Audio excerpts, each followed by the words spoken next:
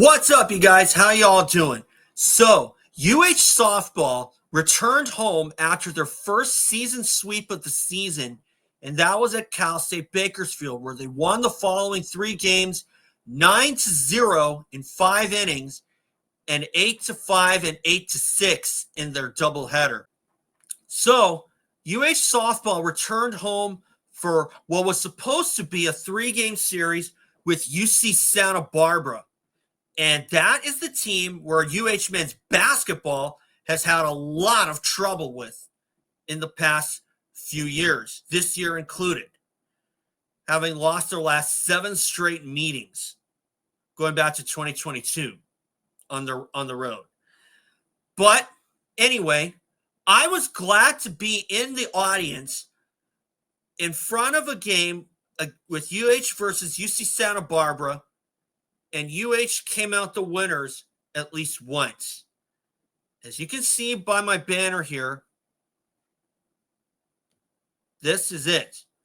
UH softball splits doubleheader with Santa Barbara, and I put this in because what's going on now, probably when I upload this video, what's going on right now is the fact that UH has to travel for 4 games. One that's probably going on right now by the time I post this video up. It's a 4-game series. Well, 3-game series, really, with Cal Poly, the team that's down at the bottom of the stack right now. And you shouldn't really take them for granted. But they're also playing a single match at CSUN because earlier in the year, the CSUN game got postponed due to bad weather. And once again, in the islands, the single match against UC Santa Barbara was rained out. So the Friday night game was a no-go. The Saturday doubleheader was, and it turned out to be really nice weather. So, and despite a little sprinkle here and there, it turned out to be a great day overall. And as you can tell by these 2 scores here, UH won the first game 4-3, but came up short 5-3 in the back half of the doubleheader.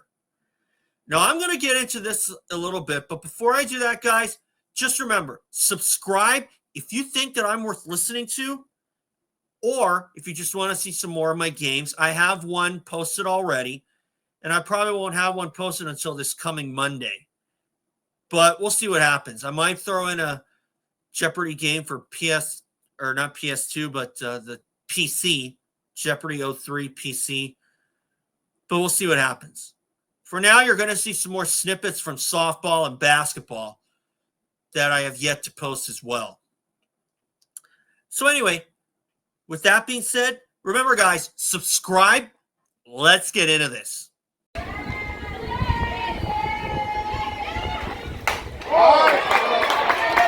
Yes!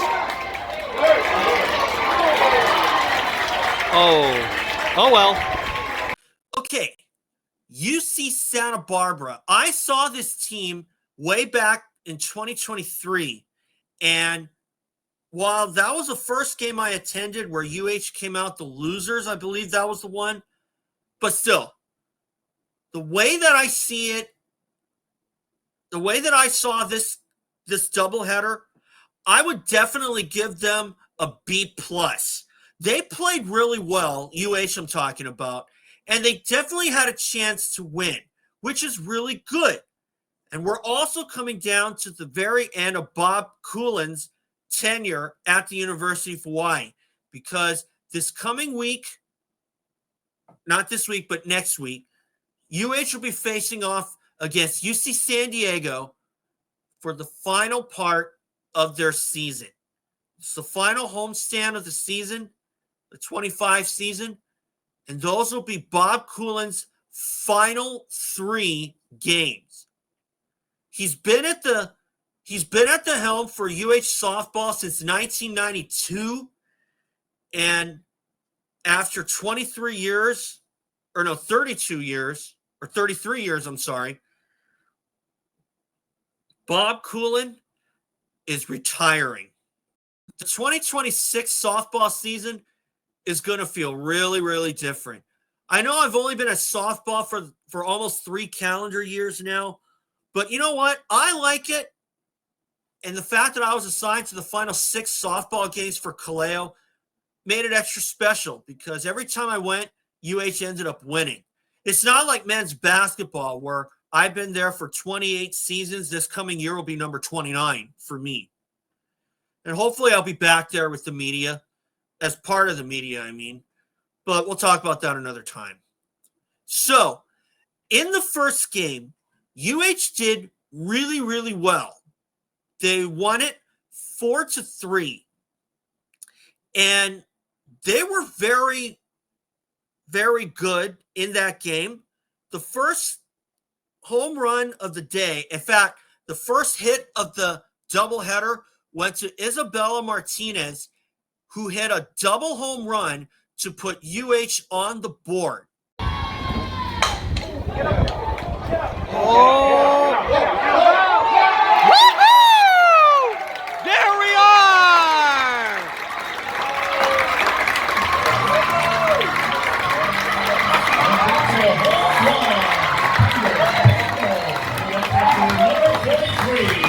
Izabella Martinez. And for Bella Martinez to do that, oh, I'm sure she's got to be feeling like $1 million right then and now, because that's the kind of momentum you really want to take into what could be described as a long 4-game road trip, because Martinez had not hit a home run since the fall series when it was against Fullerton College, I believe. She had one there. And last year, she was looking for her first home run, and unfortunately, she didn't get it. But it took her that long. But you know what? Better late than never, because Martinez is really good. She can hit it out of the park anytime, any place, anywhere. I just think that, she's kind of had a bit of a dry streak going on as far as home runs are concerned. But she played really well. She got 2 runs. That was a double home run. And they really had to work hard to turn back UC Santa Barbara at least once. Now, Santa Barbara did make it very interesting how they managed to get on the board, and that was from a home run from Ainsley Waddell. And that was a solo home run. It was 2-1 after that. But fortunately, UH was able to respond back. And I was very, very encouraged that UH came in prepared, because 2 home runs, and I say 2 home runs. I'm going to talk about the second one in a bit. But hitting 2 home runs is a sure sign that you came prepared, or you had the right kind of breakfast that morning. Because Bella Martinez, she had the double home run. And although Santa Barbara tied it up at 3, thanks to a double home run of their own, UH would ultimately get the final say in the first game, thanks to this home run from none other than Milan Ayat. Take a look at this.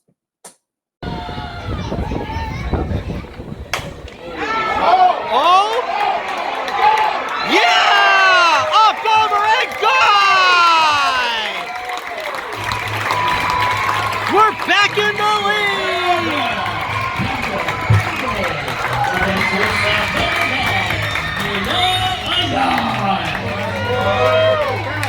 Yeah, that was a great home run. Had me thinking back to the game on my birthday where Ayat hit that double home run against Utah Tech to put UH in the win column at least one time.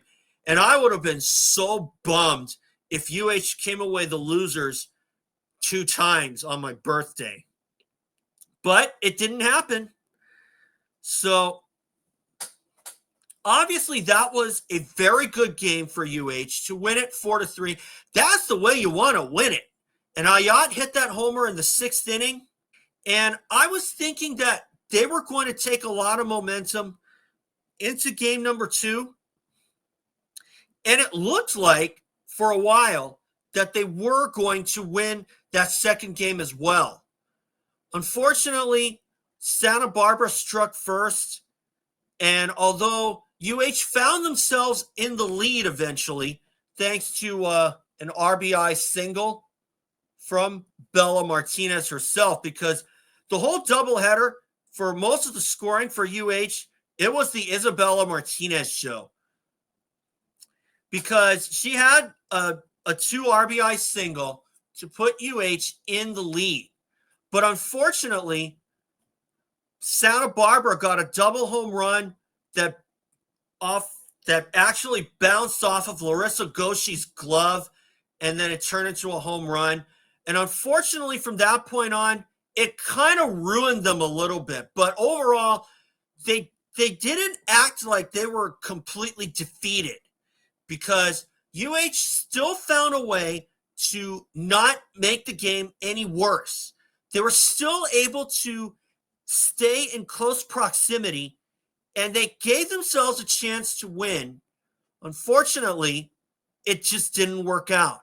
In the final inning, Liliana Thomas hit one to left field, but instead of a home run, it was hit into foul territory. And it was out of the park, too, to make matters worse.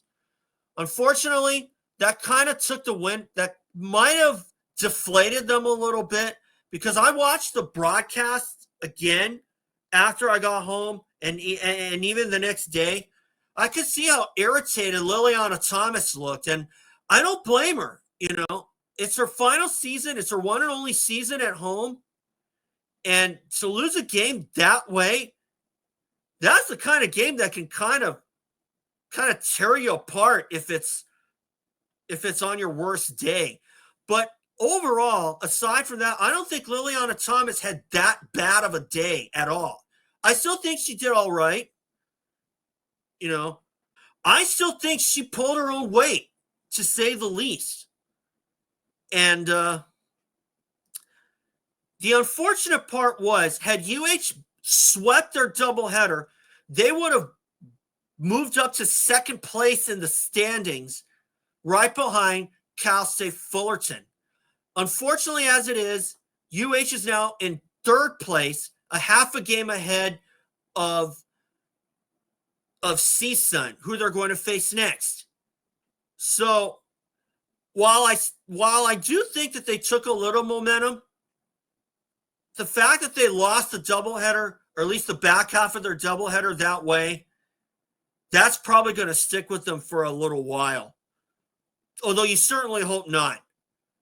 But if I'm Coolin and the UH softball program, I'm using that as fuel to the fire against both CSUN and Cal Poly. Because Cal Poly, they may be down at the bottom of the stack right now, but you don't take any team lightly, because they can take one away from you, especially in a game like softball where it's pretty much wide open, and you can score 10 runs in a game and lose, or you could score 2 runs in a game and win. But it just depends on how everything goes. So, do I look for a 3-game sweep against Cal Poly? Yes and no. You never know how good a team is, because one day they could be hitting it out of the park every single time, or they could be generating hits and maybe getting a lot of RBIs, or just getting a lot of hits in general and not getting that run. Like, I look back to the UC Davis, or not UC Davis, but UC Riverside. I talked about that in my recap there.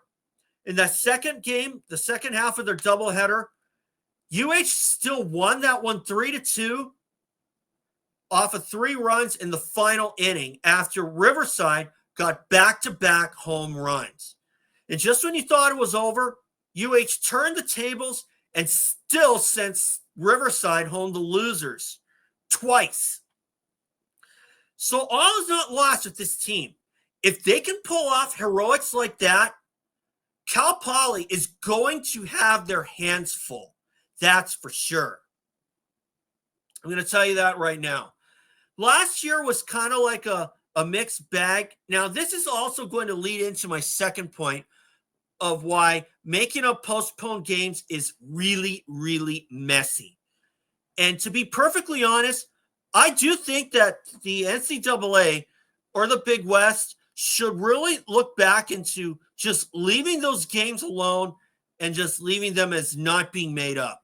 Because when you look back at when the pandemic hit and some teams had to bow out due to COVID-19 concerns, University of Hawaii was no exception.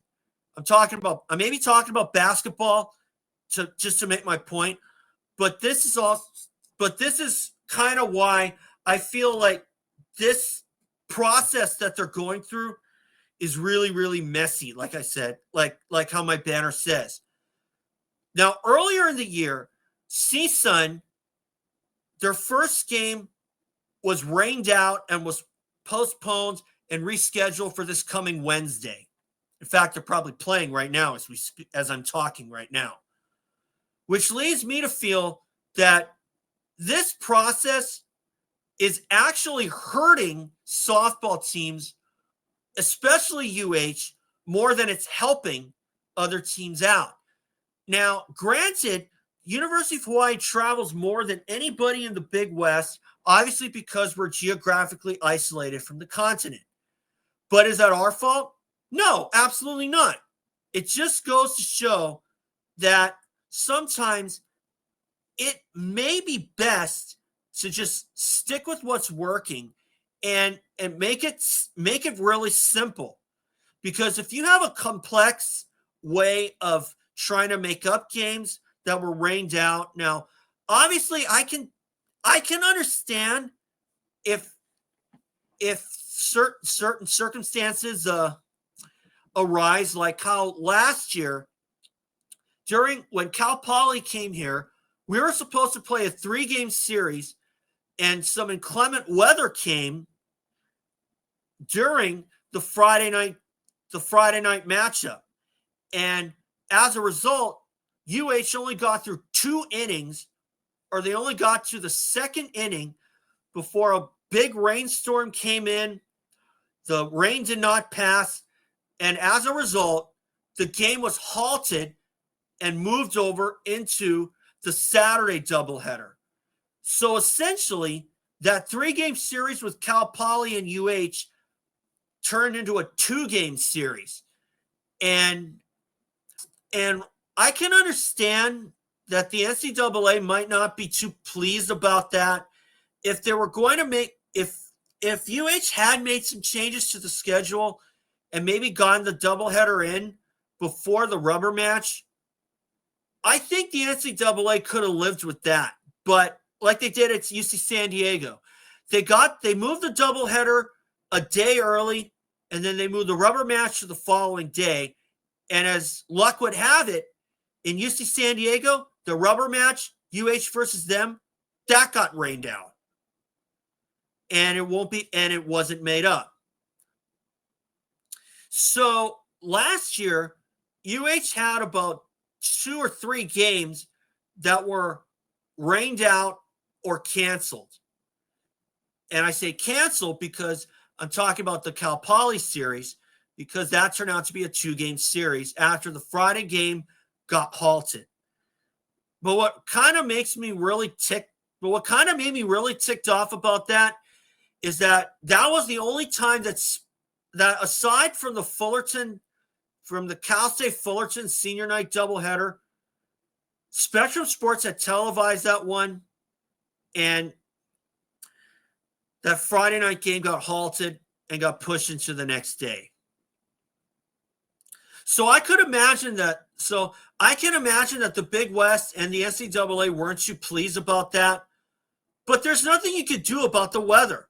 You can't control it. you can't do anything about it. If it rains, oh well.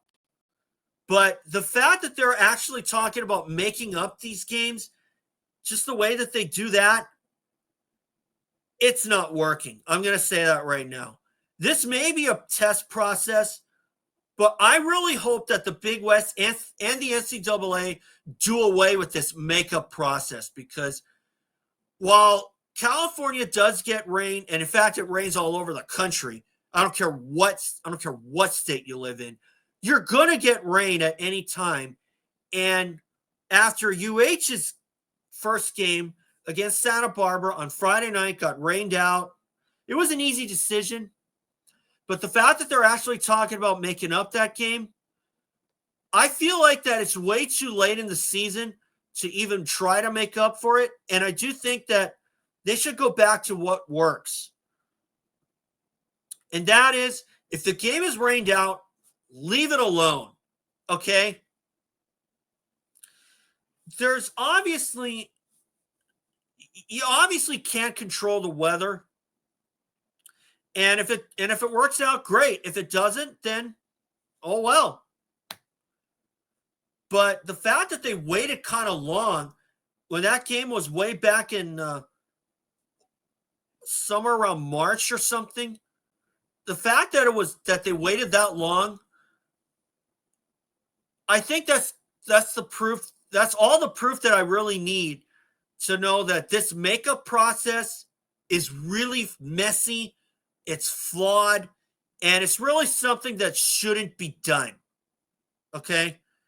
Now, obviously, I have no control over that, but this is just my take on the matter, because then then the whole teams have to agree to make up the game, and while I watched the rebroadcast, head coach Bob Coolin was saying that might be a hard no to make up that Santa Barbara game on the road.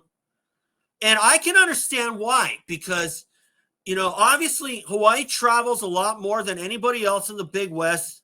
Everybody knows that. But the fact that they're even talking about making up that game, I'm thinking to myself, why?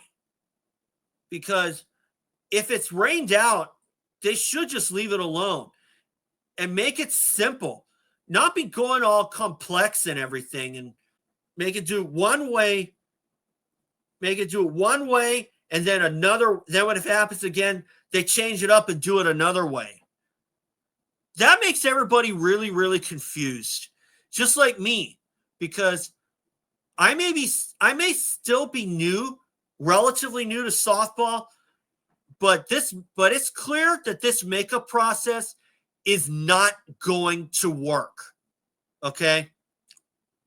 And that's where I'll leave it. So, anyway, guys, that's all for today. And remember, subscribe. We'll see how UH does in their 4-game road trip at CSUN, and for 3 games at Cal Poly. That'll start on Friday with a single match and then a doubleheader Saturday. That'll be on the road. Hopefully UH will come away with at least 2 wins. If you get 2 out of 3, you're feeling pretty good. But I still think that UH will keep a fire burning and still take a lot of anger, not only into CSUN, but also into Cal Poly. So we'll see what happens. So thanks, guys. Subscribe, and I'll see you all for my final softball recap against UC San Diego in 2 weeks. But I do have my recap of New Jersey to do for the Supercross. That's going to come likely on Thursday. So thanks, guys. Subscribe, and I'll see you all again. Malama Pono, everyone. Oh! Yeah! Up over and gone!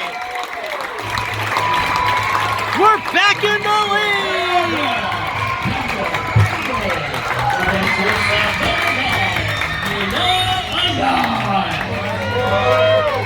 Left on base for your University of Hawaii, Rainbow Wāhine. Hawaii wins! Hawaii wins! Hawaii wins!